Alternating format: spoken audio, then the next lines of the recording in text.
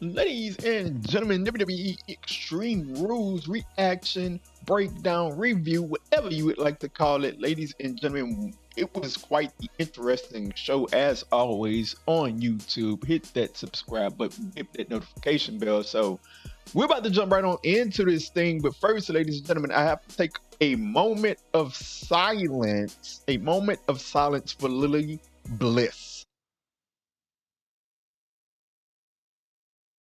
Well, now that we didn't got that about the way, we're about to hop right on into this thing, ladies and gentlemen. I'm gonna start right at the top. Why not? Roman Reigns versus Finn Balor.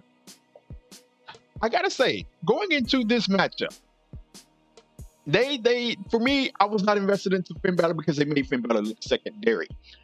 They made Big E versus Roman Reigns look more important than Balor versus Roman Reigns. They made Brock Lesnar versus Roman Reigns look more important than Finn Balor versus Roman Reigns. So I was not digging this match going into it, but once the match got going, we had the Demon Balor, we had Roman Reigns. It was a good match. It really was. We had some good spots. The 4 kendo sticks that Balor pulled out. That was a fun match, got the crowd really involved. And how about my tribal chief? Roman Reigns acknowledged him wearing a mask going into the crowd. Thank you, Roman. Well, we need to get that chance started up on SmackDown. Thank you, Roman, wearing a mask into the crowd. A shining example from our tribal chief. Nevertheless, the Usos come out and I'm like, oh man, here we go. That leads to a Roman Reigns spear of Balor through the barricade. And look, remember when I said it was a good match? Well, it all turned bad. Like, look, the music starts playing, the demon comes out, and the music keeps playing. What are we doing? We got a red light like the Fiend in his matches. We got a red light going. We got Balor's music playing at the same time. And I'm just sitting there like, what is going on? And the dumbest of things happen. Balor off the top rope. The ropes get cut somehow and Roman Reigns wins the match. Look, man, it's like AEW. And you pick whatever occurrence that you would like to pick. The War Games match, where Jericho fell on the pillows, or the infamous Jon Moxley Kenny Omega match with fireworks in the end with Eddie Kingston. It is all about the finish. What's the finish? What's the finish? What's the finish? And all of that hard work, all of that good work that Roman Reigns and Finn Balor put in, it all goes out the window, when you have as dumb a finish as you had last night. Because, okay, Roman Reigns wins the matchup. I think we all pretty much knew that was going to go down. But nevertheless, you look at Balor and it's like, I don't even know, he's lost momentum. And it's like, if you wanted to protect Balor, you could have did it in any kind of way.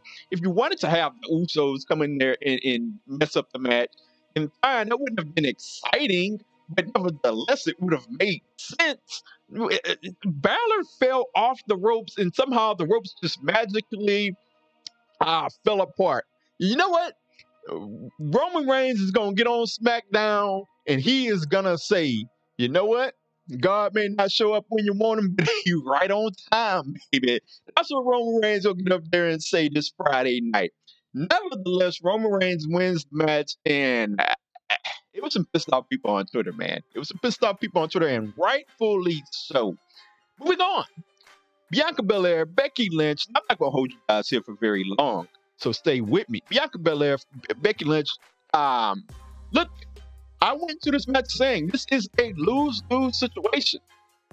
Either Bianca Belair is going to lose and she's going to have to keep taking losses. You don't want to have to do that after building her all the way up at WrestleMania, or Bianca Belair is going to have a short title reign. You can't do that either. Well, surprise, surprise. I'll get to that. We had an excellent matchup, man. They did the T-spot that, you know what, Becky's going to win early again, and they did that T-spot. I really enjoyed that callback. I love callbacks in wrestling matchups. Nevertheless, Sasha Banks comes out. You see her right there, the boss. Sasha Banks, the draw, whatever you want to call her, best out machine Banks. That's what I call her. She comes out, she messes up the match, she destroys Bianca Belair. Becky Lynch is looking like, she has an Orange Cassidy cosplay up going on, and Sasha isn't having it. She lays her out to the boss and tall. And I don't know where this is going, but the draft is coming up, and this is my take. That my take has always been you got to have two horsewomen on both shows. So I don't know if one of those two is about to end up on Raw, but if I'm a betting man, I'm gonna say that Sasha Banks stays on SmackDown, and we end up having the three-way of all three ways: Becky, Bianca, Banks. And my God, SmackDown's women's division is just ridiculous. What's gonna happen this Friday night? Sasha's gonna be there. What is going down, ladies and gentlemen? Cannot wait to see. Sasha and Becky has tremendous chemistry. Go back to the Hell in the Cell matchup. One of the best of Becky's career. Tremendous chemistry. I cannot wait to see what happens. Jeff Hardy, Sheamus, Damian Priest. This was one I would have rather have seen this in Damian Priest versus Sheamus. I gotta say, as this thing was building up, I was like, I don't want to see Jeff Hardy in this. Nevertheless, Jeff Hardy did a fantastic job in this matchup. I gotta give him credit. The Sheamus mocking Jeff Hardy for me really just took me out. I bursted out in laughter. There were a couple of spots here where it really looked like, and I talk about this all the time in wrestling, like suspending belief. Going into this matchup, we knew Damian Priest was going to win the matchup. And not about to take the U.S. title off of him this early. But make me believe. And they made me believe with Jeff Hardy. I really thought Jeff Hardy was about to come out of that thing with the title. So did the crowd. Nevertheless, Priest picks up the victory. Great call. Great matchup. Fun matchup. And you know what? Jeff Hardy, man, I like to see them use him a little more prominently, or continue to use him at this level, shall I say. We'll see going forward how that all turns out. Next up, we had Alexa Bliss versus Charlotte Flair, the Queen. You know what? I wasn't expecting much from this matchup. The build leading into this matchup over Lily and Charlie, didn't really interest me. Nevertheless, once again, we got a good matchup. Again, making me believe Alexa Bliss had a lot of hope spots in this matchup. But once again, just like Balor and Reigns, it's all about the ending. And the ending is Charlotte hitting Alexa with Lily, and Charlotte somehow gets the victory. Lily was the ending to this match. I didn't like that. They could have come up with another ending. Nevertheless, all of this was about the post-match. Charlotte destroys Lily, rips her up to shreds. We had the moment of silence. Y'all heard it. And now Alexa's pissed off.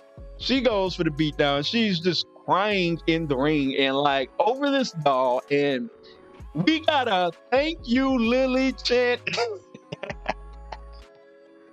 You love to see it. They got the crowd to chant, thank you, Lily. That was so funny to me. Nevertheless, Alexa Bliss, I don't know where she goes from here. I don't know if we are going to be continuing a Charlotte feud. We'll see. We'll see as time goes on. We've gone the Usos versus the Street Profits. And this was the one match where I look at the build and they got me invested into it. I was invested into the Usos. I was invested into the Street Profits. And I knew that they have excellent chemistry.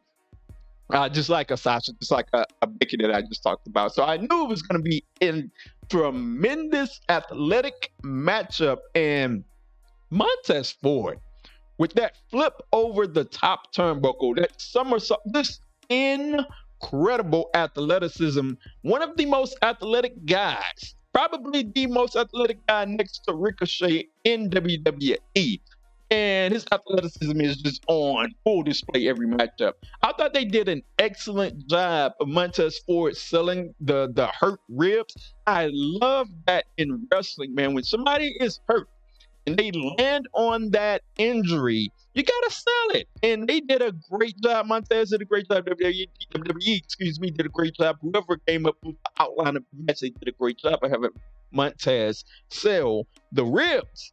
Nevertheless, the Usos pick up the victory. Not a surprise. They're a good call in what was an awesome matchup that made me feel really good. I was very excited by this one. And for me, I would like to see the feud continue, ladies and gentlemen. So, with that being said, we get to what was the first matchup of the day, but the last matchup of this review. It was the New Day versus Lashley versus AJ and Omos. And you know what? Before the pay-per-view, I was saying, like they just announced this minutes before the pay-per-view, and it's like it just got thrown onto the pay-per-view, and I'm like, oh man, really? Like, I guess, but nevertheless, this was a very good opening matchup that the fans were in on this one, man. And I looked at it and I'm like, okay, Big E, this is his first pay-per-view matchup as champion. He needs a big win here.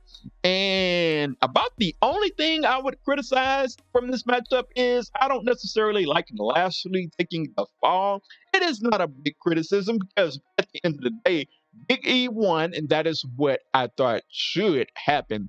Big E picks up the victory. New Day picks up the victory. Big E versus Lashley is going down tonight for the title. And I think that I love that they're trying to put some importance on Monday Night Raw. Granted, I love it, but Big E just won the belt from Lashley. Like, why are we doing this match 2 weeks later? Like, let's build up to that, and let's build up to the next pay-per-view. Then we have Big E versus Lashley. Like, I don't want to see a match tonight that has a definitive result or a disqualification, and then that's the way we build to the pay-per-view. Like, no, let's build it in the traditional sense, and let's place some importance on Raw in another manner. That's just my take on the situation. But that is it for the Extreme Rules review. Ladies and gentlemen, you can find me on Twitter at 2SweetPod and at Corey B Elite. That's the number 2 Sweet Pod and at Corey B Elite. Let me know all of your thoughts on Twitter or in the YouTube comments, ladies and gentlemen.